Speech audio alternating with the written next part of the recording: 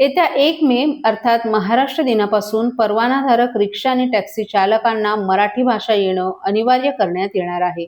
याबाबत मोटर परिवहन विभागाच्या 59 प्रादेशिक आणि उपप्रादेशिक कार्यालयांमार्फत परवाना तपासणी मोहीम राबवण्यात येणार असून संबंधित चालकांना मराठी लिहिता आणि वाचता येतं का याची पडताळणी केली जाणार आहे.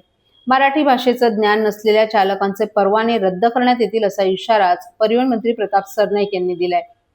मोटार परिवहन विभागामार्फत रिक्षा किंवा टॅक्सी चालकांना परवाना देताना स्थानिक भाषेचं म्हणजेच मराठी भाषेचं ज्ञान असणं हा नियम आधीपासूनच लागू आहे. मात्र मुंबई महानगर क्षेत्र, छत्रपती संभाजीनगर, नागपूर यांसारख्या शहरांमध्ये अनेक परवानाधारक चालकांना प्रवाशांशी मराठीत संवाद साधता येत नाही. तसंच काही चालक मराठी बोलण्यास टाळाटाळ करतात, अशा तक्रारीही मोठ्या प्रमाणात प्राप्त झाल्या असल्याचं सरनाईक यांनी सांगितलं.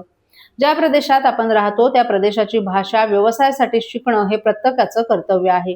आपल्या मातृभाषेचा अभिमान असणं जितकं आवश्यक आहे तितकंच इतर राज्यात व्यवसाय करताना त्या राज्याच्या भाषेचा आदर करणंही महत्त्वाचं आहे.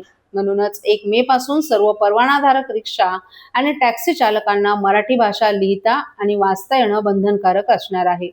नियमांचं पालन न करणाऱ्या चालकांचे परवाने रद्द करण्यात येणार आहेत. तसंच नियमांकडे दुर्लक्ष करून चुकीच्या पद्धतीनं परवाने देणाऱ्या परिवहन अधिकाऱ्यांवरही कठोर कारवाई करण्यात येईल असंही मंत्री सरनाईक यांनी स्पष्ट केले.